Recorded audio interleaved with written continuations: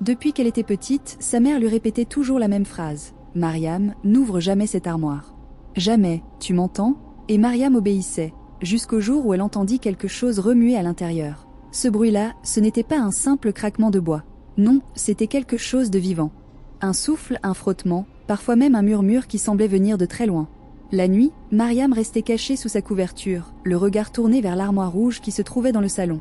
Elle sentait qu'il y avait quelque chose derrière cette porte, quelque chose qui attendait. Sa mère surveillait l'armoire comme on surveille un enfant malade.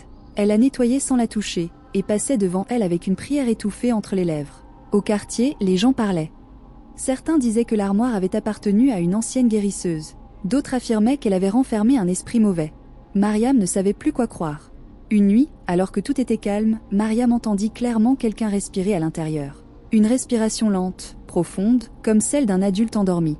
Elle cria. Sa mère accourut, la serra fort et lui dit avec panique « Mariam, je t'ai dit de ne jamais t'approcher de cette armoire.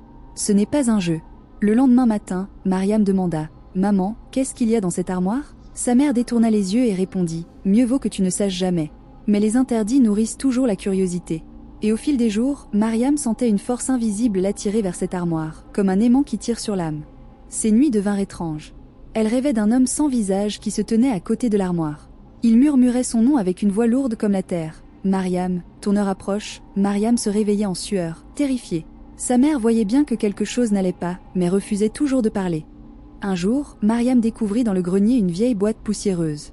À l'intérieur, elle trouva une photo d'elle, bébé, une mèche de ses cheveux, et un symbole rouge dessiné à la main. Pourquoi ses cheveux se trouvaient dans cette boîte? Pourquoi ce symbole? Pourquoi personne ne lui avait jamais montré ça?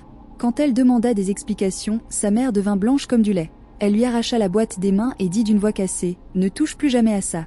Ce soir-là, Mariam sentit profondément que sa mère lui cachait quelque chose de gigantesque, quelque chose qui pouvait changer toute sa vie. Les jours suivants, l'armoire tremblait parfois toute seule. Pas assez pour faire tomber quelque chose, mais assez pour montrer que ce qu'elle contenait n'était pas normal. Puis un matin, quelqu'un traça un symbole en craie rouge sur la porte de la maison. Sa mère l'effaça immédiatement, les mains tremblantes. Mariam entendit sa mère murmurer « Il est revenu. Je croyais avoir plus de temps. » Qui était revenu? De qui parlait-elle? Pourquoi Mariam se sentait-elle soudain observée, même en plein jour?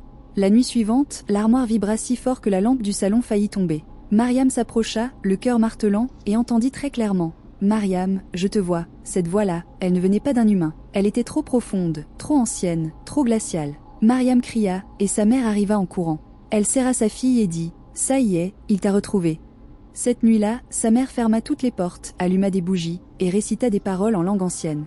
Mariam la regardait, tremblante.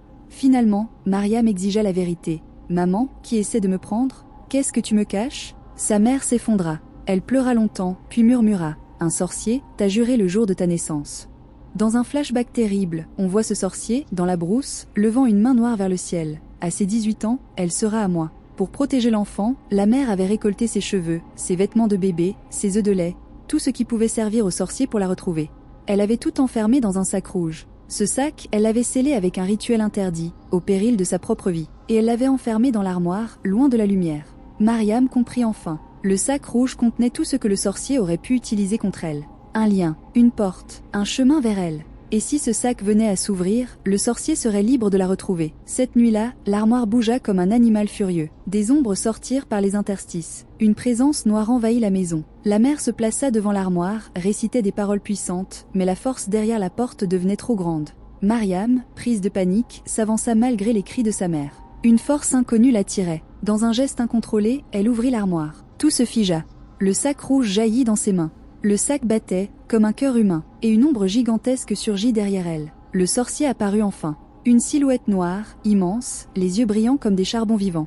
La mère se plaça devant lui. Elle cria un chant ancien, un chant de protection, un chant qu'on n'entend qu'une fois dans une vie. Le sorcier lança un vent noir qui secoua toute la maison. La mère fut frappée, mais continua à se battre. Dans un dernier sacrifice, elle brisa le lien entre Mariam et le sorcier, mais le prix fut sa propre vie. Elle tomba, épuisée, mourante. Mariam prit sa mère dans ses bras. La femme posa une dernière fois la main sur le sac rouge. « Garde-le, protège-toi, comme je t'ai protégé. » Et ce soir-là, Mariam devint la nouvelle gardienne du sac.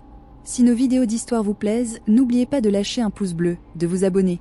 Activez aussi la cloche de notification pour être sûr de ne rater aucune de nos prochaines vidéos.